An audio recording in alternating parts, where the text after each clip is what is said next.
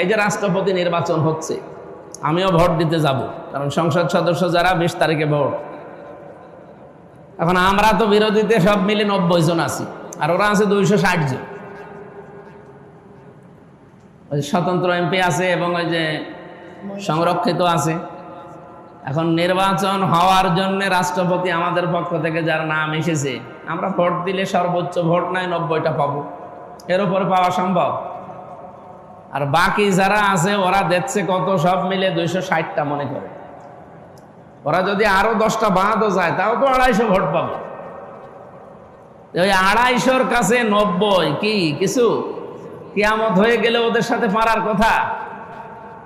এই গণভোটের রায় ঠিক এই পর্যায়ে এসেছে। দেশের 100 জনের 69 জন মানুষ চাচ্ছে যে এটা কায়েম করে, এটা বাস্তবায়ন করে, যে একটা লোক 2 বারের বেশি প্রধানমন্ত্রী থাকতে পারবে না, দলীয় প্রধান এই দেশের রাষ্ট্রপ্রধান হতে পারবে না। এইটা যদি আমরা মেনে নিতে পারি, তা আপনার মেনে নিতে সমস্যা কি? এটা 100 জনের 69 জন মানুষ চাচ্ছে, আর 31 জন মানুষ চায় না। 31 বেশি না 69 বেশি? এই সহজ কথাগুলো এরা বোঝে, বোঝার পরও খালি সংবিধানের দোহাই দিয়ে না বোঝার ভান করে মানুষকে বোঝায়। পানি খাবেন ঠিকই, গোলা করে খাবেন। পানি খাবেন না মানে এই যে ঢাকা বিশ্ববিদ্যালয়ের সেন্ট্রাল মসজিদে এসি লাগানোর জন্য বাধা দিচ্ছি, কিন্তু এখন মেনে নিয়েছে, বসে লাগান। আপনি এসি লাগাবেন, আপনার বাপ লাগাবে। নিজের টাকা দিয়ে এসি কেনা না, তুরস্ক থেকে, বাইরের দেশ থেকে, চীন থেকে টাকা নিয়ে এসে এই যারা এখন বিভিন্ন বিশ্ববিদ্যালয়ের ভিপি যারা, জিএস যারা, এরা এই টাকাগুলো সংগ্রহ করে এই নিয়ে ওরা মসজিদে এসি লাগাবে। অথচ দায়িত্ব যাদেরকে দিয়েছে ওই নাস্তিক মার্কা মানুষ বলছে না, এসি লাগানো যাবে না, বিভিন্ন ক্রস দেখায়। অথচ শেষ পর্যন্ত যে মেনে নিয়েছে। এইরকম বাংলাদেশের মানুষ যেইটা চাবে ওটাও আপনি মেনে নিতে বাধ্য, কিন্তু মানবেন হয়তো 2 দিন পরে, তখন অনেক কিছু হারিয়ে যাবে, অনেক জীবন চলে যাবে। এই জন্য আমরা শুভবুদ্ধির উদয় হোক এটা চাই। এবং আমার শেষ কথা এটা, যে মানুষগুলো বলেন যে আল্লাহওয়ালা মানুষ অমুক দলে হক্কানি মানুষ আছে, হক্কানি দল, এরা আল্লাহওয়ালা মানুষ না। আল্লাহওয়ালা মানুষ কোরআনের এই আয়াত অনুযায়ী যে মানুষগুলোর জীবনে কোনো হতাশা নেই, কোনো হতাশা নেই, সব চলে যাক, তারপরও হতাশা বলে কিচ্ছু তার ভেতরে আসবে না। আল্লাহ রাব্বুল আলামিন কোরআনে কারিমে সূরা মাআরিজের ভেতরে এই তথ্যগুলো আরো বিস্তারিত দিয়েছেন। ইন্নাল ইনসানা খুলিকা হালুআ ওয়া শাররু জাযুআ ওয়া ইযা মাসসাহুল খায়রু মানুআ ইল্লাল মুসাল্লিন। যে মানুষ অবশ্যই মানে অস্থির, সব সময় মানুষ অস্থিরতা, কোনো কিছু ভালো পেলে ও কৃপণতা করে, আর কিছু যদি হারিয়ে যায় তখন হায় হতাশ করে। এগুলো মানুষের স্বভাব। আমি আবার বলছি, ইন্নাল ইনসানা খুলিকা হালুআ, নিশ্চয় মানুষকে বানানোই হয়েছে হালুয়া দিয়ে। হালুয়া মানে কবিরাজি হালুয়া? হালুয়া মানে অস্থির, সব সময় মানুষ ব্যস্ত। এই ব্যস্ততা, অস্থিরতা দিয়েই মানুষকে আল্লাহ বানিয়েছে। 2 নম্বরে, ইদা মাসসাহু শাররু জাযুআ, যখন কোনো অকল্যাণ, বিপদ আপদ তার কাছে আসে তখন অস্থির হয়ে পড়ে। এই যে আমিও তো অস্থির ছিলাম, এই যে আসর থেকে এসা পর্যন্ত ডাক্তার যা প্রথমে বলছিল ওটা যদি সত্যি হয়ে যেত, এখনো যেহেতু রিপোর্টটা পাইনি, অথচ এই 3 ঘন্টা আমি কি অস্থির ছিলাম না? মানুষ হিসাবে অস্থিরতা আসবে, বিপদে পড়লে, খারাপ কিছু তার কাছে আসলে মানুষ অস্থির হয়ে যাবে। ওয়াইদা মাসসাহুল খায়রু মানুআ, তাদের কাছে ভালো কিছু আসলে, কোনো নিয়ামত পেলে, সুখে থাকলে, তখন আবার সে কৃপণ হয়ে যায়, তখন আল্লাহর কথা মনে থাকে না।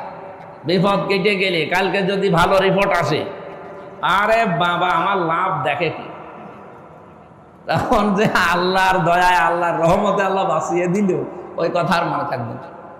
আল্লাহ তাআলা বলেন এই গুণগুলো পৃথিবীর সব মানুষের ভেতরে আছে, ইল্লাল মুসাল্লি, শুধু মুসল্লিদের ভেতরে এই গুণ থাকবে না।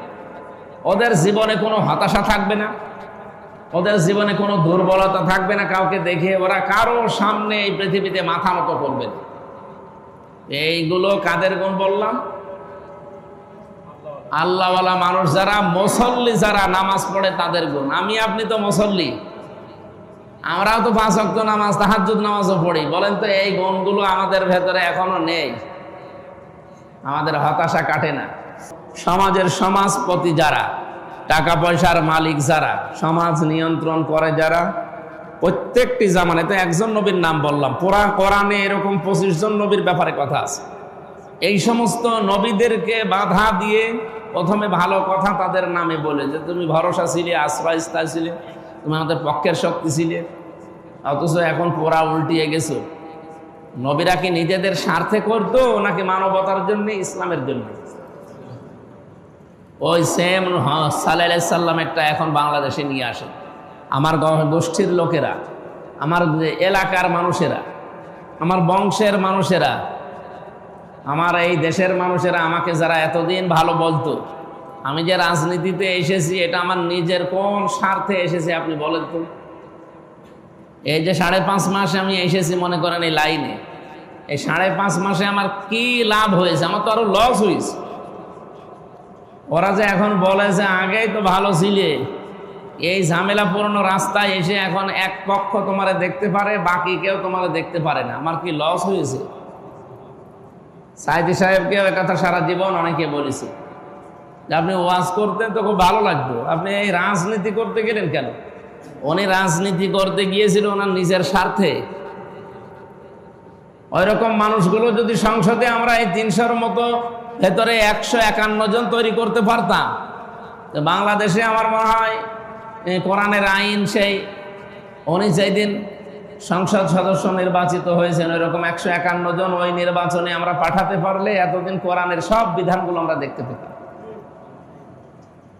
আমরা এটাই চাচ্ছি। উনি একটা শিরিক তুলে দিয়েছেন সংসদ থেকে। সংসদের শিরিক ছিল কি, মাথা এইভাবে ঝুঁকিয়ে যাওয়া লাগতো, স্পিকারকে দেখে এইভাবে মাথা ঝুঁকিয়ে তারপরে প্রবেশ করা লাগতো সংসদের ভেতরে। গিয়েছেন আপনারা?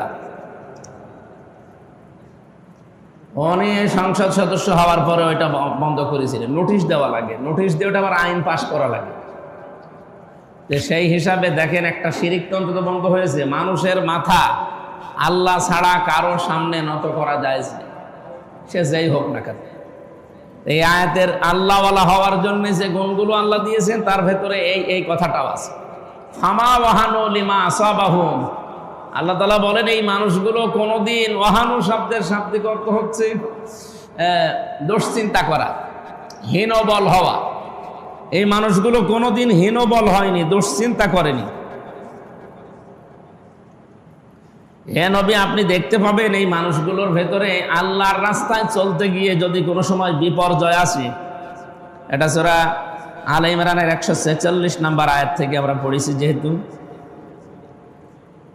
ফামা ওয়াহানু, অতঃপর আপনি পাবেন না তাদেরকে জীবনে কোনোদিন হতাশা। তাদের হতাশা এই শব্দটা তাদের জীবনে থাকবে না। তাহলে আল্লাহওয়ালা কারা? নবীদের সাথে থাকতে হলে যে গুণগুলো অর্জন করা লাগে তার 1 নম্বরে তাদের জীবনে কোনো হতাশা, বলেন জীবনে কোনোদিন হতাশা তাদের থাকবে না। 2 নম্বরে লিমা আসাবাহুম ফি সাবিলিল্লাহ, আল্লাহর রাস্তায় আল্লাহর পথে চলতে গিয়ে তাদের উপর যে মাঝে মাঝে যে বিপর্যয় আসে, বিপদ আসে, এই বিপদের সময় তারা ওয়ামা দউফু, দুর্বলতা দেখায় না। 3 নম্বরে ওয়ামাস্তাকানু, তারা মাথা নত করে না। আল্লাহু ইউহিব্বুস সাবিরিন, আল্লাহ ধৈর্যশীলদেরকে ভালোবাসেন। এই আয়াতের ভেতরে আমরা 3টা গুণ পেয়েছি আল্লাহওয়ালা মানুষের। 1 নম্বরে তাদের জীবনে হতাশা বলে কিছু নেই। 2 নম্বরে এই মানুষগুলো কোনোদিন দুর্বলতা দেখাবে না, যত বড় শক্তি তার সামনে আসুক। 3 নম্বরে এই মানুষগুলো কোনোদিন কারো সামনে মাথা নত করবে না। আপনি বলেন বাংলাদেশে আপনি পক্ষপাতিত্ব না করি, নিরপেক্ষ দৃষ্টিতে, কোরআন শরীফ তো আর কোনো পক্ষের কথা বলার জন্য আমি বসি নাই। নিরপেক্ষ দৃষ্টিতে আমি যেটা ধরতে পেরেছি, এই দেশে যত দল এখন মানুষ করছে, এই 3টা গুণ কার ভেতরে পাওয়া যায়? আপনি নিজের বিবেককে প্রশ্ন করেন। কাদের জীবনে হতাশা পাওয়া যায় না? তারা এই পৃথিবীতে দুর্বলতা দেখায় না, তারা এই পৃথিবীতে মানুষের সামনে মাথা নত করে না। যত কিছু হয়ে যাক না, মাথা নত করতে রাজি না। সম্মানিত মুসল্লিকরাম, আল্লাহওয়ালা শুধু সাজগোজে, পোশাকে, এই ড্রেসে থাকলেই হবে না। আল্লাহওয়ালা হওয়ার জন্য এই গুণগুলো লাগবে। আর এগুলো যখন মানুষ অর্জন করবে, অটোমেটিক নবীদের প্রতি যেমন 3 শ্রেণীর মানুষ শত্রুতা করেছে, সারা জীবন বিরোধিতা করেছে, এখনো কিয়ামত পর্যন্ত ওইভাবেই করবে। আর যে দেশে তো কত দল আছে, সে আলেমদের বলেন আর জালেমদের বলেন, এই সব দলের প্রতি কিন্তু সরকার, যারা যে জামানায় সরকার থাকে তারা কিন্তু ওইভাবে বাধা দেয় না, তাদেরকে টার্গেটও করে না। আমার মনে হয় এর চাইতে খোলামেলা বলা আর সম্ভব না। বাংলাদেশে যদি এখন 100টা দল থাকে, দেখেন সরকার যিনি যেই সময় আসে দায়িত্বে, সেই দল একটা দলকে টার্গেট করে। 2 নম্বরে যারা কোনোদিন দুর্বলতা দেখায় না, যত কিছু হয়ে যাক আমি না খেয়ে থাকবো, কিন্তু আমি দুর্বল না। আজ আমরা আমাদের যোগ্যতা অনুযায়ী যে সমস্ত জায়গায় থাকার কথা, এই জায়গাগুলোকে এতদিন আমাদেরকে ব্লক করে রেখে দিয়েছিল, যেতে দিত না। আমি অনার্স মাস্টার্স করার পরে ফার্স্ট ক্লাস ফার্স্ট হওয়ার পরেও আমার বিশ্ববিদ্যালয়ে শিক্ষক হিসাবে নেবে না কেন? আমার পেছনে দলীয় পরিচয় আছে, আমি ইসলামী দল করি, এই আমার এবং বংশ আমার ইসলামী দল করে, এই কারণে আমারে ওই জায়গায় যেতে দেবে না। ওই 10 নম্বর রোলসার তারে ওই জায়গায় বসিয়ে দেয়, দিয়ে শিক্ষা ব্যবস্থাটা কি ভালো থাকে না নষ্ট হয়? এই যে এখন বিভিন্ন প্রতিষ্ঠানের যারা সভাপতি সেক্রেটারি, এদের হাতে এখন নিয়োগের বিষয়টা সরকার দিয়ে দিচ্ছে। এটা দিয়ে শিক্ষা ব্যবস্থা পুরা ধ্বংসের একটা পায়তারা চলছে, আর এটা করাচ্ছে ভারত। আপনি বোঝেন এই ষড়যন্ত্র সূক্ষ্ম। মেধার ভিত্তিতে আপনার নিয়োগ হবে, আপনি পরীক্ষা দেন, মেধার ভিত্তিতে কম্পিউটারের মাধ্যমে দেখে খাতা দেখে তারপরে রেজাল্ট পাবলিশ করা হবে না। কমিটি যারা থাকবে, সভাপতি সেক্রেটারি, আর সবগুলো তো মালখোর। ওরা ওই টাকা পয়সা নেবে, 1 2 3 নেবে না, নেবে ওই 14 15 16 তাদের নেবে। কত বড় ষড়যন্ত্র চলছে আপনি এই প্রিয়াঙ্কা গান্ধীর কথা শুনে বুঝেছেন না? প্রিয়াঙ্কা গান্ধী ইন্দিরা গান্ধীর নাতি, যে আমার দাদি ওই সময় বাংলাদেশের পক্ষ নিয়েছিল এই কারণে যে কি করে বাংলাদেশ আর পাকিস্তান আলাদা করে দুর্বল করা যায়। তাছাড়া বাংলাদেশের মানুষের পক্ষে আমরা হয়ে যুদ্ধ করেছি, পাকিস্তানের বিপক্ষে ওইটা না, আমাদের উদ্দেশ্য এটা ছিল যাদের ভাগ করে দেব। এটা ফেরাউনের কৌশল ছিল। ওরা তো ফেরাউনের নাতিপতি, ওরা ওই কৌশল জানে। এটা সূরা কাসাসের ভেতরে আছে।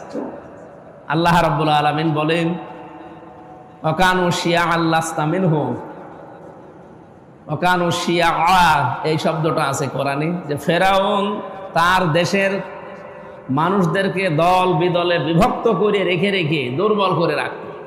কারণ এক জায়গায় 10টা হলে তো শক্তি বেড়ে যাবে, ওই বিভিন্ন দল উপদলে ভাগ করে দিত, দিয়ে 14টা দল করতোরা, তাহলে শক্তি তো থাকবে না। 14 দল হলে শক্তি থাকবে? মাওলানা মামুনুল হক এটা বুঝতে পেরেছে। ভারত এবং এই দেশের অনেককে দিয়ে দেখেন আজ আলেমদের ভেতরে ফাটল ধরিয়ে ঐক্য নষ্ট করার জন্য বহু চেষ্টা চলছে, চলেছে, এখনো চলছে। মাওলানা মামুনুল হক আমার সাথে 3 বছর জেলে ছিল, আমি অনেক কিছু শুনেছি তার কাছে। গতকালকেও সে বক্তব্য দিয়েছে যে আমাদের এই রিমান্ডে আমাকে জিজ্ঞাসা করতো যে আপনি আওয়ামী লীগের বিরুদ্ধে কথা বলেন, কোনো অসুবিধা নেই, ভারতের বিরুদ্ধে কথা বলেন, অসুবিধা নেই, কিন্তু এক জায়গায় হন কেন? জামাত বিএনপির সাথে আপনারা থাকেন কোন কারণে? এদের সাথে না থাকলে একা একা থাকেন, আপনাদের কিছু হবে না। ওই যে একটা ছোট হুজুর ছিল আমার সাথে জেলে, রফিকুল ইসলাম মাদানি, আমি আর ওর রিমান্ডে একসাথে ছিলাম। ওরেও বলেছিল, আমারেও বলেছিল। ডিবিতে যখন রিমান্ডে ছিলাম, আমারে বলছে এই দেশে সরকারের বিরুদ্ধে গরম গরম কথা বলে হাসিনার বিরুদ্ধে কারা, তাদের নাম বলে। আমি কয়েকটা নাম বলেছিলাম, ও বলেছিল। প্রথমে যার নাম দিয়েছি সর্বনার ওই দ্বিতীয় পীর, কি যেন নাম, ফয়জুল করিম। ওই নাম দেওয়ার পরে বলছে এই নামটা কেটে দেন। কেটে দেবে মানে এই তো হাসিনার কাপড় খুলে ফেলে। এই দেশে সবচেয়ে গরম গরম কথাও বলে না, তাড়াতাড়ি এই নাম কেটে দেন, এই নাম হবে না। তার মানে ওরা মানুষকে ফাটল ধরানোর জন্য চেষ্টা ছিল। এই জন্য সরকারের প্রতি বাধা ওরা না। মুফতি হারুন ইজহার উনি গতকালকে জানিয়েছে যে যারা বলে যে জুলাই শুধু আমরাই ছিলাম আর কেউ ছিল না, জামাত বিএনপি ছিল না, এরকম কথা যারা বলে যে এই মানুষগুলো, তাদের মুখোশ উন্মোচন করে দিয়েছে। যে বড় এক মেজরের কাছ থেকে কথা এসেছে যে হাসিনা আর থাকবে না, তখন অনেকে মাঠে নেমেছে 100 ভাগ। এর আগে কিন্তু ভয় পাচ্ছিল, কিন্তু জীবন দেওয়ার জন্য যে মানুষগুলো 100 ভাগ নিয়ত করে এসেছে, আমি তো কোনো সময় মিছিলে গেলে বা কোনো বিক্ষোভ মিছিলে যদি যায়, আমি বাড়ি থেকে বিদায় নিয়ে আসি, কারণ জানি যে এরকম জায়গায় গেলে আর ফিরে নাও আসতে পারে। এই 5 তারিখে একটা মিছিল ছিল না, কুষ্টিয়াতে বিক্ষোভ মিছিল, এই মিছিলেও আমি ম্যাডামের কাছে বিদায় নিয়ে এসেছিলাম যে এরকম জায়গায় গেলে মরণের সিদ্ধান্ত নিয়েই যাওয়া লাগবে, কারণ আমি তো মিথ্যার পক্ষে যাচ্ছি না, আমি সত্যের জন্য যাচ্ছি।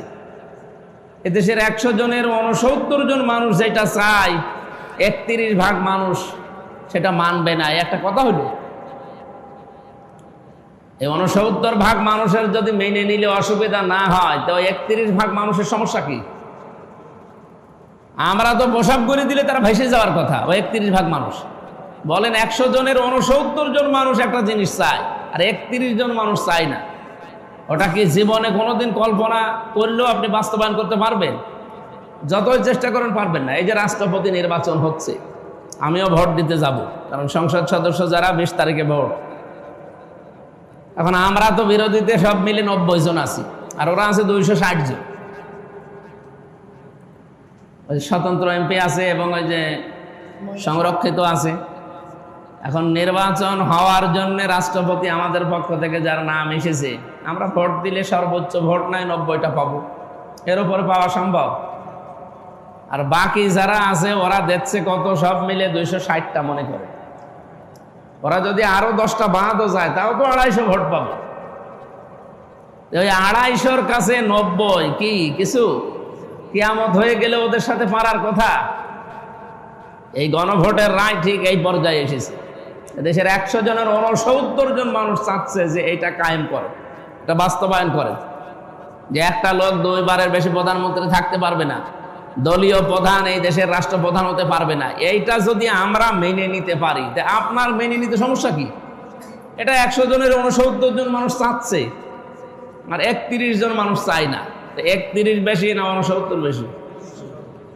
এই সহজ কথাগুলো এরা বোঝে, বোঝার পরও খালি সংবিধানের দোহাই দিয়ে না বোঝার ভান করে মানুষকে বোঝায়। পানি খাবেন ঠিকই, গোলা করে খাবেন। পানি খাবেন না মানে, এই যে ঢাকা বিশ্ববিদ্যালয়ের সেন্ট্রাল মসজিদে এসি লাগানোর জন্য বাধা দিচ্ছি, কিন্তু এখন মেনে নিয়েছে, বসে লাগা। আপনি এসি লাগাবেন, আপনার বাপ লাগাবে। নিজের টাকা দিয়েছি কেনা না, তুরস্ক থেকে, বাইরের দেশ থেকে, চীন থেকে টাকা নিয়ে এসে এই যারা এখন বিভিন্ন বিশ্ববিদ্যালয়ের ভিপি যারা, জিএস যারা, এরা এই টাকাগুলো সংগ্রহ করে এই নিয়ে ওরা মসজিদে এসি লাগাবে। অথচ দায়িত্ব যাদেরকে দিয়েছে, ওই নাস্তিক মার্কা মানুষ বলছে না, এসি লাগানো যাবে না, বিভিন্ন ক্রস দেখায়। অথচ শেষ পর্যন্ত যে মেনে নিয়েছে। এইরকম বাংলাদেশের মানুষ যেইটা চাবে ওটাও আপনি মেনে নিতে বাধ্য, কিন্তু মানবেন হয়তো 2 দিন পরে, তখন অনেক কিছু হারিয়ে যাবে, অনেক জীবন চলে যাবে। এই জন্য আমরা শুভবুদ্ধির উদয় হোক এটা চাই।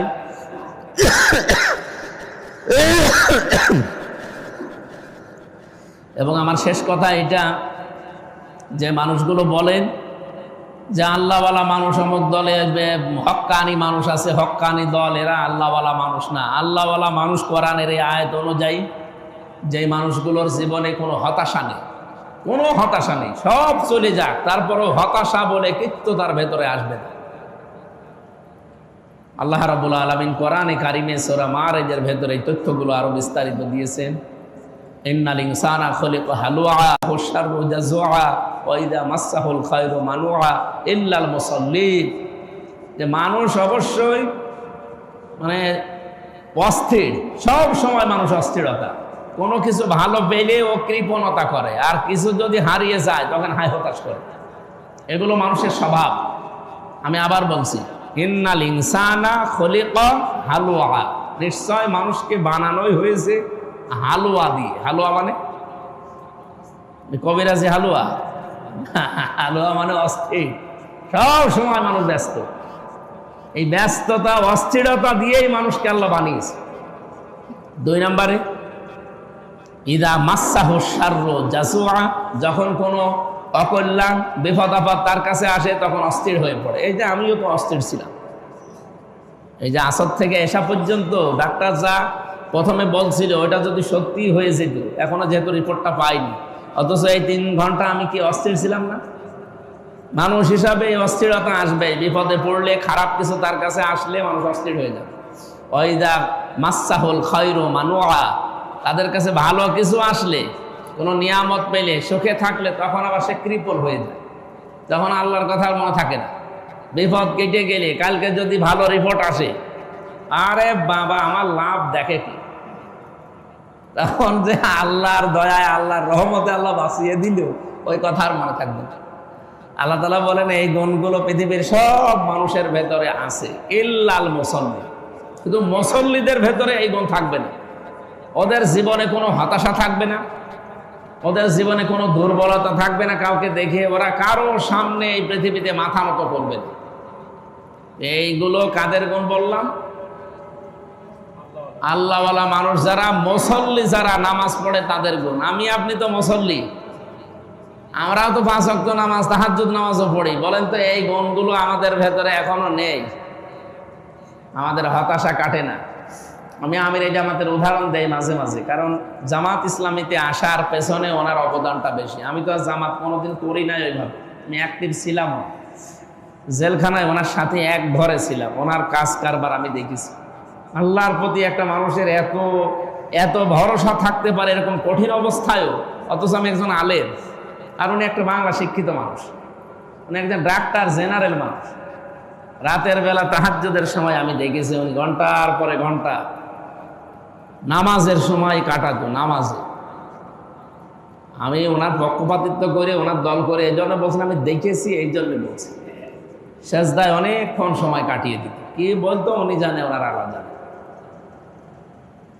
একদিন ওনারে বলেছিলাম যে, ওনার সাথে আমার পরিচয়ও ছিল না, জীবনে আমার ওই প্রথম দেখা সরাসরি। ওনারে বললাম এখানে কারারক্ষীদের মাধ্যমে মোবাইল পাওয়া যায়, ছোট ছোট মোবাইল আছে না এতটুকু, এখানে পাওয়া যায়। আপনি তো আসার পরে আপনার তো বিচ্ছিন্ন করে দিয়েছে, কথাবার্তারা সব বন্ধ, কারণ আমাদের ওই রকম কন্ডেম সেলের ভেতরে রাখতো। আপনার কি কারারক্ষীর মাধ্যমে একটা মোবাইল, ওই সিগারেটের প্যাকেট দিলে পাওয়া যায়, এনে দেব? আমারে বলছে, আমার নামও ওই সময় ভালো নেই, জানতো কিনা জানি না, আমারে বলছে মাওলানা মোবাইল দিয়ে কী করে? আমি বললাম আপনার ছেলে তো জেলে আছে, আপনার স্ত্রী তো অসুস্থ, আপনার দলের লোকজন সব তো পালিয়ে পালিয়ে বেড়াচ্ছে, কেউ জেলে আছে, একটু বাইরে খোঁজ নেন যে কী অবস্থা। আমারও বলছে যাদেরকে বাইরে রেখে এসেছি সব আমি আল্লাহর কাছে রেখে এসেছি। মানে এরকম কঠিন একটা মুহূর্ত চলছে, বাইরে অবস্থাও তো আমরা মাঝে মাঝে ওই যে পত্রিকায় দেখতাম কি অবস্থা চলছিল বলে। কোনো হতাশা নেই জীবনে, কোনো চিন্তা টেনশন কিচ্ছু, মনে আছে স্বাভাবিক না। এত বড় ঝড় ঝাপটা চলছে, কিচ্ছু না, তাও 1-2 বছর না 15 বছর চলছে। এই গুণগুলো যেভাবে সেভাবে অর্জন করা যায় না। আল্লাহওয়ালা যে মানুষগুলো আসলে আল্লাহওয়ালা, তাদের ভেতরে এই হতাশা থাকবে না, থামা ওয়াহানো। অথচ কত আলেমও তো দেখেছি, জমিয়তে ইসলামের যে আলেমগুলো, এই যে কি যেন মনজুরুল ইসলাম আফেন্দি, এই যে হাবিব জোনায়েদ আল হাবিব, শাখাওয়াত হোসেন রাজি, এরপরে আরও তো বহু আলেম, সেটা 76 জন ছিল আমার সাথে। কি কান্নাকাটি করতো, হতাশায় মনে হচ্ছে জীবনে আর সূর্য উঠবে না, পাগল হয়ে যেত। অথচ কিছুই না, খালি একটা ঘরের ভেতর তালা মেরে রেখেছে। খাওয়া দাওয়া ঠিক মতোই আসছে, যদিও খাবার উন্নত না, কিন্তু ঠিক মতোই খাবার দিচ্ছে 3 বেলা। মোবাইলটা দেয় না, যোগাযোগ বিচ্ছিন্ন, খালি তালা মেরে রেখে যদি তার জীবনে হতাশা নেমে আসে, ও কিসের নামাজি আর কিসের আল্লাহওয়ালা। এ কারণে আমি খেতে ইঙ্গিত দিলাম বাস্তবতা বোঝানোর জন্য। আমি নিজে কাছ থেকে দেখেছি একজন আলেমের ভেতরে কি হতাশা পেয়েছি, আর একজন জেনারেল শিক্ষিত একটা ডাক্তার, হতাশার কোনো লেশ মাত্র নেই। 2 নম্বরে আল্লাহ বলেছিলেন লিমা আসাবাহুম ফি সাবিলিল্লাহি ফামা ওয়াহানু, কি ওমা দউফু। আল্লাহর রাস্তায় চলতে গিয়ে এই মানুষগুলোর জীবন যতদিন আছে ততদিন বিপর্যয় আসে, ঝামেলা আসে। একটার পর একটা তাসবির দানা ছেড়ে দিলে যেমন আসে, তাদের জীবনে এরকম বিপর্যয় বিপদ আপদ আসতে থাকে। আর এগুলো আসলে এই মানুষগুলো কোনোদিন দুর্বলতা দেখায় না, এত চক্রান্ত চলছে দেশটা নিয়ে, আপনি পাগল হয়ে যাবেন। দেশি বিদেশি বিশেষ করে প্রতিবেশী রাষ্ট্রের যে চক্রান্তগুলো চলছে, এত কিছুর পরও শক্ত হয়ে থাকা কঠিন আছে। কোনো দুর্বলতা এখনো পর্যন্ত দেখায়নি। আমরা যদি সত্যি কথা বলছি, মসজিদে আগস্টের 5 তারিখ 24 সালে যদি ওই সময় ওই দাদা বাবুদেরকে বলতাম যে এই দেশে এখন ইসলামপন্থীদের যে উত্থান, আপনাদের সাহায্য চাই আমরা, যদি ওরা যে শর্তগুলো দিয়েছিল মেনে নিত, ওই সময় কেউ এই দেশের রাষ্ট্র ক্ষমতা আসতে পারতো না, ইসলামী রাষ্ট্র ক্ষমতা আসতো। কিন্তু এই দুর্বলতা তো আমরা দেখাতে পারি না ওই কাফেরদের সামনে। আমি সিঙ্গাপুরে যাওয়ার পরে আমার কানে কানে বলেছিল যে এখানে 100 ভাগের 95 জন অমুসলিম কাফের, 5 জন মাত্র মুসলমান। আপনি কথা দেখে শুনে বলবেন।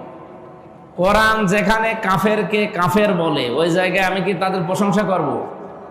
আর ও দেশটা তো খুব কড়াকড়ি, একেবারে ইসরায়েলের নিয়ম নীতি মেনে চলে। ভারত একেবারে ওদের আপন বন্ধু। কাফেরের আয়াত দিয়ে শুরু করলাম, ইন্নাল্লাযীনা কাফারু বিআয়াতিল্লাহি লাহুম আযাবুন শাদীদ, এরকম একটা আয়াত পড়ে ব্যাখ্যা করলো। ওরা মামলা দিল, পরবর্তীতে মামলা মিটেছে, কিন্তু ওই দেশে এখন আমার আর ঢোকা হয়, সিঙ্গাপুরে আর যেতে দেয়।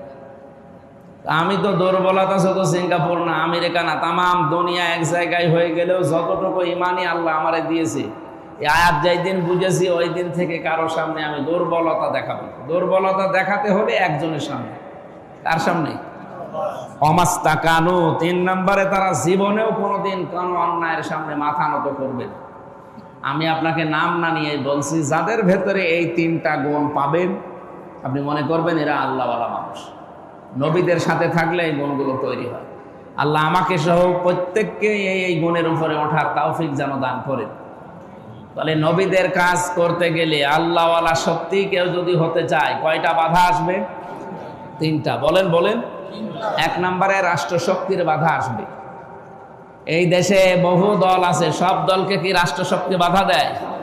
আরো আদর করে খাওয়ায়। 2 নম্বরে সমাজপতি যারা সমাজ চালায়, নেতৃত্ব দেয়, টাকা পয়সার মালিক যারা, এরা বাধা দেবে বিভিন্ন নাম দিয়ে। 3 নম্বরে যারা ধর্মের নামে ব্যবসা করে খায়, সে পীর হোক, সে ইমাম সাহেব হোক, সে আলেম নাম নিয়ে হোক, ধর্মের নাম নিয়ে যারা ব্যবসা বাণিজ্য করে খায়, ওই মানুষগুলো যে কোনো কায়দায় এই নবীদের সাথী আল্লাহওয়ালা যারা, তাদের বাধা দেবে। বাধা এখন দিচ্ছে না? সবচাইতে বেশি বাধা এদের পক্ষ থেকে। এরা আকীদার ভুল ধরে আমাদের।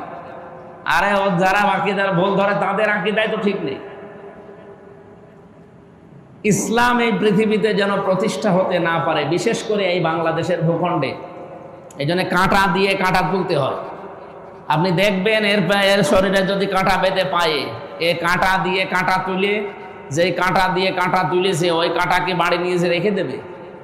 এই কথা বলেন না কেন? যে কাঁটা দিয়ে তুলবে ওই কাঁটা, এবং যে কাঁটা তুলেছে 2টা কাঁটাই ফেলে দিয়ে চলে যাবে। আজ বাংলাদেশে ঠিক এইটা চলছে। ইসলামপন্থীদের উত্থান ঠেকাতে আর এক ইসলামপন্থী যারা, তাদেরকে কাজে লাগাচ্ছে। তাদেরকে দিয়ে বিভিন্ন কায়দায় কাজে লাগিয়ে, ঠিক দেখবেন যখন কাঁটা তোলা হয়ে যাবে, ওদের স্বার্থ সিদ্ধি হয়ে যাবে, ঠিক আপনাকে ওই 2টা কাঁটায় রাস্তায় ফেলে দিয়ে বাড়ছে। তাছাড়া গণ অধিকার পরিষদ, নুরুল হক নূর আর ওর সেক্রেটারি রাশেদ, ও সারা বাংলাদেশ মিলে এই সভাপতি সেক্রেটারি ছাড়া কেউ আছে? অথচ 2 জন দলে যোগ দেওয়ার কারণে একজনকে উপদেষ্টা আর একজনকে বানিয়েছে মন্ত্রী। অথচ জমিয়তে ইসলাম একটা আলেমদের একটা দল, তাদের লোকজন যাই হোক অন্তত আছে। 4টা আসন দিয়েছিল দাঁড়াতে, 4টাই ফেল করেছে। অথচ তাদের এই 6 মাস হয়ে গেল, 5.5 মাস 6 মাস, একটা কোনো পদ দেয়নি, তাদের ডাকেও না। তাদের উদ্দেশ্য ছিল অন্তত এদেশে ইসলামের ভেতরে মানে দল বিদলে বিভক্ত করে দেয়, এর পেছনে ওরে লাগিয়ে এই ঐক্যটা নষ্ট করে যদি এইভাবে থাকা যায় আস্তে আস্তে, তাহলে ওদের স্বার্থ সিদ্ধি হবে। এই কাঁটা দিয়ে কাঁটা তুলে ফেললো, মাঝখান থেকে এই যে কাঁটা তুলেছে ওই কাঁটা এবং যে কাঁটাটা তুলে ফেলেছে, 2টা কাঁটায় রাস্তায় ফেলে দিয়ে ওদের স্বার্থ সিদ্ধি ওরা করছে। ওরা যে এগুলো করে, ওরা নিজেরাই আমাদেরকে বলে, যারা এই কাঁটা দিয়ে কাঁটা তোলে, কারণ আমি তো তাদের সাথে থাকি। ওরা বলে যে আমরাই লাগা এভাবে, আর আপনারা পাগলের মতো এর পেছনে লেগে থাকেন। নবীজি জোট করেছিলেন আউস, খাজরাজ, বনু কায়নুকা আর নবীজি মিলে মদিনায় যে জোট করলেন নিজের দেশকে বাঁচাতে, ইসলামকে বাঁচাতে। বলেন মদিনায় যে জোট করার সময় আউস, খাজরাজ, বনু কায়নুকা একটাও কি মুসলমান? একটা খ্রিস্টান, একটা ইহুদি আর একটা মুশরিক, আর নবীজি একা মুসলমান। নবীজি ইসলামকে, দেশকে এগিয়ে নেওয়ার জন্য, সংরক্ষিত রাখার জন্য জোট করেছিলেন ইহুদির সাথে, খ্রিস্টানের সাথে, মুশরিকের সাথে। আর আমাদের সাথে নাকি ইসলামের কারণে জোট করা জায়েজ নেই, কারণ আমাদের আকীদা খারাপ। আপনি যাদের সাথে জোট করেছেন ওদের তো আকীদাই নেই। আপনি যাদের সাথে করলেন ও তো আকীদাই নেই। আমরা তো যাই কেদিক কেদিক করে আকীদা যাই হোক, আমি এক আল্লাহ বিশ্বাস করি, অন্তত 5 ওয়াক্ত নামাজ পড়ি, রোজা রাখি, রমজান আসলে রাসূলুল্লাহকে আমরা নেতা মানি, এতটুকু তো ঠিক আছে। আর আপনি যার সাথে করি আমাদের বিরোধিতা করেন, ও তো ক্ষমতার উৎস জনগণ মনে করে, আল্লাহ মনে করে না। আর ওদের নেতা তো মুহাম্মদ রাসূলুল্লাহ না, ওদের নেতা হচ্ছে কেউ স্বামী, কেউ বাবা, কেউ চাচা। আপনি আমার কথা ভুল ধরে বলেন যে এই জায়গায় ভুল হচ্ছে, বলেন। এত স্পষ্ট বলার পরেও যদি কেউ না বোঝার ভান, আমার সামনে তো আর এই কয়জন মানুষ না, এখন রেকর্ড হচ্ছে, সারা দুনিয়া চলছে এটা লাইভ। আমি অপেন ভাবে বলছি, আমার কোনো ভয় নেই ভাই। যেই দিন আমি পড়েছি ইন্না সলাতি ওয়া নুসুকি ওয়া মাহইয়ায়া ওয়া মামাতি লিল্লাহি রাব্বিল আলামিন, সেই দিন থেকে সব চলে গেছে। কোনো হতাশা আমার জীবনে নেই। এমপি না, মন্ত্রী না, মেম্বার না, জীবনে কিচ্ছু যদি হতে না পারি, আমার জীবনে কোনো হতাশা নেই। আমার জীবনের একটাই উদ্দেশ্য, আমার জান্নাত পাওয়া লাগবে। আমি আমার যা সম্পদ আল্লাহ দিয়েছে, বাবার যা আছে, আমি যদি মরণ পর্যন্ত এখন বসে বসে খাই, আমার কোনো অভাব আসবে, যা আছে আমার ঠিক মতো চলে যাবে। কিন্তু এখন এই যে রাত 9:30, 10টা বাজে, এখানে এসে আপনাদের সামনে আধা ঘন্টা 45 মিনিট আমার এই ভগর ভগর করা, এই কষ্ট করা কোনো দরকার আছে? কোনো দরকার নেই। কিন্তু আমি এই কাজটা করছি আমার আখিরাত তৈরি করার জন্য। আমার কোরআনের কথা, হাদিসের কথা বলার কারণে একটা মানুষও যদি ফিরে আসে কিয়ামতে, সে আমার পক্ষে একটা সাক্ষী হয়ে দাঁড়াবে। আমার উদ্দেশ্য এইটা। এই জন্য আমার কোনো হতাশা নেই জীবনে, আমাদের ভেতরে কোনো দুর্বলতা নেই, কোনো দুর্বলতা নেই। যত কঠিন অবস্থা আসবে তত শক্ত হবে। 3 নাম্বার, আমরা কারোর সামনে মাথা নত করবো না। আমি এই মসজিদের ভেতরে বসে বলছি, আল্লাহর ঘর মসজিদে বসে বলছি, নির্বাচনের পরে শপথ যখন নিলাম ফেব্রুয়ারির 17 তারিখ, এর সর্বোচ্চ 7 দিনের ভেতরে একটা অফার এসেছিল একদম সর্বোচ্চ জায়গা থেকে। এখন বাংলাদেশে ধর্মমন্ত্রী আছে, ধর্ম প্রতিমন্ত্রী আছে? নেই, এখনো নেই। ওই সময় বলেছিল যে আপনার দল ত্যাগ করা লাগবে না, আপনি দলেই থাকেন, কিন্তু অ্যাক্টিভভাবে ওই দলের সাথে মিশবেন না, কিছু করবেন না। এমনি মানুষ জানবে আপনি দলে আছেন। আপনাকে ধর্ম প্রতিমন্ত্রীর যে জায়গাটা, এই জায়গাটার কথা আমরা উপরে বলা কওয়া করছি, আপনাকে নিয়ে নেন। বলেন তো ওই সময় যদি এই রাশেদের পোল্ট্রি, রাশেদ খানের মতো পোল্ট্রিবাজ হয়ে খালি একটু তেল দিতাম, আজকে আমি এখন প্রতিমন্ত্রী থাকতাম। বুঝি আর না বুঝি একটা পতাকা টাঙিয়ে তো ঘুরতে পারতাম, কিন্তু প্রতিমন্ত্রী না, সারা পৃথিবীর প্রধানমন্ত্রিত্ব দিলেও সম্ভব না, কারণ আমরা আল্লাহ বাদে কারো সামনে মাথা নত করবো না। আল্লাহু ইউহিব্বুস সাবিরিন, আল্লাহ বলেন যারা ধৈর্যশীল হয়ে থাকবে এভাবে, আমি আল্লাহ তাদের সাথে আছি। ওমা কানা কাওলাহুম, তাদের কথা হবে কি?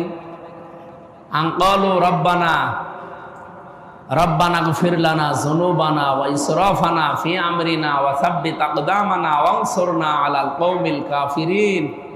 তারা দোয়া করবে আল্লাহর কাছে, হে আল্লাহ আমাদেরকে মাফ করে দিন, আমরা জীবনে চলতে ফিরতে আমাদের কাজকর্মে যে সমস্ত বাড়াবাড়ি হয়, ইসরাফানা মানে বাড়াবাড়ি হয়, এইগুলো তুমি মাফ করে দাও। এরপরে ওয়া সাব্বিত আকদামানা, আমাদের কদম তুমি মজবুত রাখো, কঠিন অবস্থা আসে। আজকে এই 5.5 মাসে কত কিছুর উদ্যোগ নিলাম, কাজ করতে দেয় না। হাসপাতাল মেডিকেলটা 23টা বিভাগ চালু করার জন্য মন্ত্রী শুধু পা ধরেনি। সেও তো এমপি, আমিও এমপি, সে মন্ত্রিত্ব পেয়েছে, আমি বিরোধী দলে থাকার কারণে মন্ত্রী হইনি। অথচ বৈধ জিনিস এই হাসপাতালে 23টা বিভাগ মেডিকেলে চালু হলে এটা কি শুধু আমার বাবা আমার মা চিকিৎসা নেবে? 4-5 জেলার মানুষ আসবে, কমপক্ষে 1 কোটি মানুষের এখানে চিকিৎসা হবে এই 4-5 জেলায়। আমাদের জেলায় যেমন 20-22 লাখ মানুষ আছে, ঝিনাইদহ এরকম আছে, রাজবাড়িতে এরকম আছে, মেহেরপুরে আছে, চুয়াডাঙ্গায় আছে, পাবনায় আছে। এই 5টা-6টা জেলার মানুষ হিসাব করেন, প্রায় 1 কোটি মানুষ এখানে এসে সেবা নিতে পারবে। এটা তো চালু হওয়ার কথা আরো প্রায় 16 বছর আগে। যখন থেকে আরম্ভ হয়েছিল তার কিছুদিন পরেই তো অন্তত সরকার ইচ্ছা করলে চালু করতে পারতো, এতদিন করে নাই, খালি বিভিন্ন ক্রস দেখিয়েছে। এখন এই যে চালু হয়ে গেছে অলরেডি, এখন খালি মেশিনপত্রগুলো ওপেন করা, আর নার্স, ডাক্তার, আরও যেগুলো আনুষঙ্গিক জিনিসগুলো আছে এগুলো দিতে পারলে আমাদের ওপেন হয়ে যাবে। এই পাবলিক যেগুলো আছে, পাবলিক হাসপাতাল যেগুলো, ক্লিনিক, বড় বড় এই ক্লিনিকগুলোতে আপনি অন্তত 20,000 টাকায় যা হবে এই সরকারি হাসপাতালে 2,000 টাকায় দেয়, কারণ মেশিন তো একই। এই জন্য ওই সমস্ত জেলার যারা দায়িত্বে আছে তারাও রাজি ছিল না, তারাও মন খারাপ করতো যে এত তাড়াতাড়ি চালু করার দরকার কি। দেখ, এটা আলহামদুলিল্লাহ চালু হয়ে গেছে। এরপরে আরো কিছু কিছু বড় বড় কাজ আমি হাতে নিয়েছি। যদি এখন বিরোধী দলে আসি তো ওরা খালি বাধা দেয়, যাদেরকে নিয়ে কাজ করব সেই মানুষগুলোকে ভয় দেখায় অথবা পাল্টিয়ে দেয়। ওদের উদ্দেশ্য যেন কিছু করতে না পারে 5 বছর, তাহলে মানুষ বদনাম করবে, খারাপ ভাববে, তখন ওরা নির্বাচনে দাঁড়ালে ওদের মানুষ ভোট দেবে। মানুষ অত পাগল শামসুদ্দিন, মানুষ এখন বুঝতে ফেলেছে। এখন গড়াই নদীর পাশ দিয়ে যে রাস্তাটা, টোলেনের একটা রাস্তা অলরেডি চেষ্টা চলছে, বাজেটও হয়ে গেছে, ওই মেহেদিরুমি ব্রিজ থেকে একেবারে ওই রানাখড়িয়া পর্যন্ত, তালবাড়িয়া রানাখড়িয়া, প্রায় 7.5 কিলোমিটার। এই রাস্তাটা যদি হয়ে যায় আমার মনে হয় কুষ্টিয়া শহরের চাপ কমে যাবে। ভারী কোনো যানবাহন, ওগুলো সিঙ্গাপুরে, মালয়েশিয়া, থাইল্যান্ডে, চীনে আমি দেখে এসেছি, একেবারে নদীর ধার দিয়ে, সাগরের ধার দিয়ে তারা এই ব্যবস্থা করে। শহরগুলোও সুন্দর লাগে দেখতে, পর্যটন এলাকার মতো হয়ে যায়। ওনারা দোয়া করেন আল্লাহ যেন সহজ করে দেয়। দ্বিতীয় নম্বরে রেল লাইনটা আমাদের কুষ্টিয়াবাসীর জন্য একটা মানে বেশ ফোড়া বা কাঁটা হয়ে দাঁড়িয়েছে, গলার কাঁটা। এটা যদিও অনেক বড় প্রজেক্ট, অনেক টাকার ব্যাপার, তারপরও চেষ্টা করছি, কথাও তুলেছি। আগামীতে নোটিশ দেব সংসদে, দিয়ে এটা মন্ত্রণালয় থেকে পাস করতে পারলে আগের যে রেল লাইন ছিল, পুরাতন মানুষরা জানবে, আগের রেল লাইন ছিল জগতি থেকে মোল্লাতেঘরে থেকে কুমারখালী।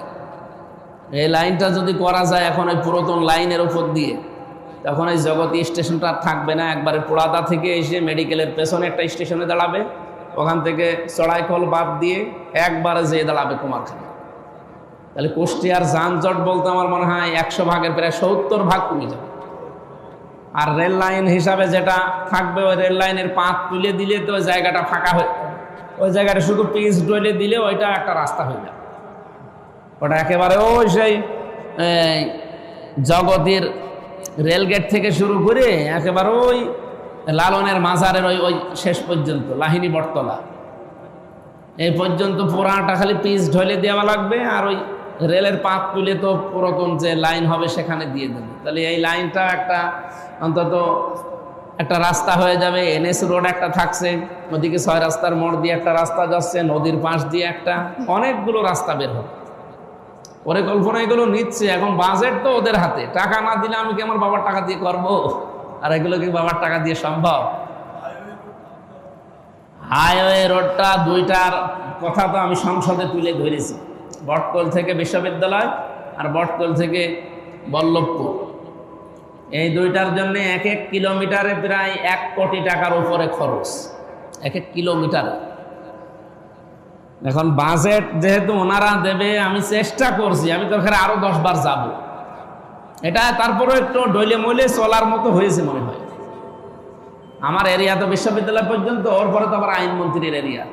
এখান থেকে কুষ্টিয়া থেকে খুলনা 165 কিলো।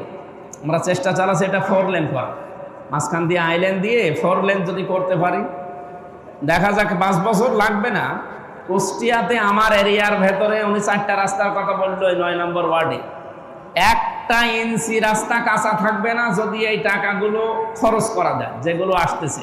কারণ আমাদের তো আর লাইসেন্স নেই। এতদিন যারা 15 বছর ছিল, বিশেষ করে বেশিরভাগ সব লাইসেন্সগুলো তাদের হাতে। এখন হয়তো বিএনপির ভাইরা, জামাতের ভাইরা কিছু কিছু বসতেছে, তাদের কাছ থেকে হয় কিনে নিচ্ছে বা তাদের সাথে মিলমিশ করে কাজ করছে। তো আমরা চেষ্টা করছি 1-1.5 বছরের ভেতরে কোনো জায়গা খালি থাকবে না। আমি বহু রাস্তার আইডি নতুন করে খোলা এবং নাম দিয়েছি। আমার আসনের ভেতরে 138টা ওয়ার্ড, পৌরসভার 21টা ওয়ার্ড আর 13টা ইউনিয়নের, এক একটা ইউনিয়নে 9টা করে ওয়ার্ড, তাহলে 117টা ওয়ার্ড হয়। আর ওদিকে 21টা, কত হয়? 138টা ওয়ার্ডের 1 ইঞ্চি জায়গা আমরা কাঁচা রাখবো না, করে একটু সময় দিন, 1-1.5 বছরে। কিন্তু টাকা সরকারের মধ্যে আবার দেওয়া লাগবে। ওরা ওই যে সব ঝামেলা করে, আমাদের যদি 30 লাখ দেয়, ওদের দেয় 80 লাখ। ওদের দিয়েছে সেবার 1 কোটি, আমাদের দিয়েছে 30 লাখ। আমরা পারবো কি করে? ওদের 1 কোটির সাথে আমার 30 লাখ পারে? তারপরে ওরা 1 কোটির ভেতরে 90 লাখ খেয়ে ফেলে, 10 লাখ কাজ করে। আর আমাদের 30 লাখের 30 লাখই খরচ হয়েছে। আলহামদুলিল্লাহ আমরা ওদের সাথে কাজ বেশি করতে পারবো, আমাদের মারিং কাটিং যেহেতু নেই। দোয়া করেন, রাগ হয় ওদের, উচিত কথা বলতে গেলে ওদের রাগ হয়। এই জন্য এই কঠিন অবস্থায় আমরা যেন সাব্বিত আকদামানা, শক্ত হয়ে থাকতে পারি। অনসুরনা আলাল কওমিল কাফিরিন। আর তারা দোয়া করে, আল্লাহ তুমি এই কাফেরদের প্রতি আমাদেরকে সাহায্য করো। এখন বলেন যে ওরা কাফের, তা আল্লাহর বিধান জানার পরে যারা গোপন করে রাখে, মানতে চায় না, ওরা তো কাফেরই।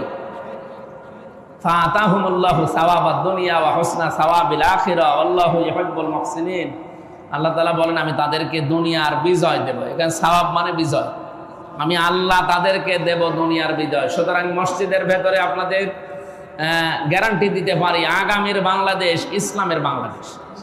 আরো বাংলাদেশে 55 বছর ইতিহাস দেখেন, যারাই বিরোধী দলে থাকে পরের বছরে, মানে পরের টার্মে তারা সরকার গঠন করে। আল্লাহ সহায় থাকলে আগামীতে ইসলামী ইনশাল্লাহ ক্ষমতায় চলে যাবে। হুসনা সাওয়াবিল আখিরা, এবং আখিরাতের বিজয় আল্লাহ তাদেরকে দেবেন। আল্লাহু ইউহিব্বুল মুহসিনিন। আল্লাহ মুহসিন বান্দাদের সাথে আছেন। আল্লাহ তুমি আমাদেরকে আল্লাহ ওয়ালা হওয়ার তৌফিক দান করো। আল্লাহুম্মা আমিন।